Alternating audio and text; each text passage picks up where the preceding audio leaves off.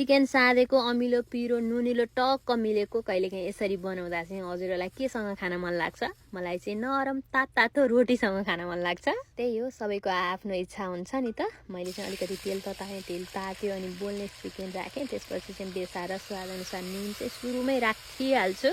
त्यसपछि यो चिकनलाई चाहिँ बुड्दा रातो बनाउने, यसबाट निस्किएको पानी चाहिँ सर्लक्क सुकाउने। त्यसपछि चाहिँ यतिको ओबानो हुन्छ अनि रातो जस्तो पनि देखिन सुरु हुन्छ अनि राम्रोसँग पाकेको पनि हुन्छ। यसलाई चाहिँ सान्नको लागि एउटा भाँडामा निकाल्ने। अब यो कराईमा चाहिँ के गर्ने भन्दा टमाटरलाई दुई भागमा काटेर यसैमा डाम्नु पर्ने हुन्छ। त्यसै गरी मैले लसुन पनि राखेँ, अलिकति टिमुर पनि राख्ने। अब ओर्काई फर्काई गरेर यो दुवै साइड राम्रोसँग डामिसकेपछि चाहिँ राम्ररी पाक्छ पनि। यसलाई चाहिँ निकालेर अघिको फ्राई गरेर निकालेको चिकन माथि नै राखिदिने। हेर्नुहोस् न, लसुन पनि कस्तो मजाले डामिएको छ। मसिनो गरी काटेको हरियो खोर्सानी, त्यसै गरी स्वादअनुसार नुन अघि पनि राखेको छ। खोर्सानीको धुलो कागती तर निचोर्ने फ्रेस कागती भयो भने झनै राम्रो हुन्छ। मैले चाहिँ फ्रेस नै लिएकी छु। हरियो फ्रेस धनिया यदि छ भने हजुरहरूले चाहिँ अलिकति प्याजलाई मसिनो गरी काटेर राख्नु भयो भने झनै मिठो हुन्छ। आज चाहिँ मेरो टक्रक्कै सिद्धिएको रहेछ। It's okay. मैले सबै सामग्री सबैतिर लाग्ने गरी राम्ररी मिक्स गरिसकेपछि खानको लागि रेडी हुन्छ। ठ्याक्कै मेरो तरिकामा हजुरहरूले पनि एकपटक ट्राई गर्नुहोस्।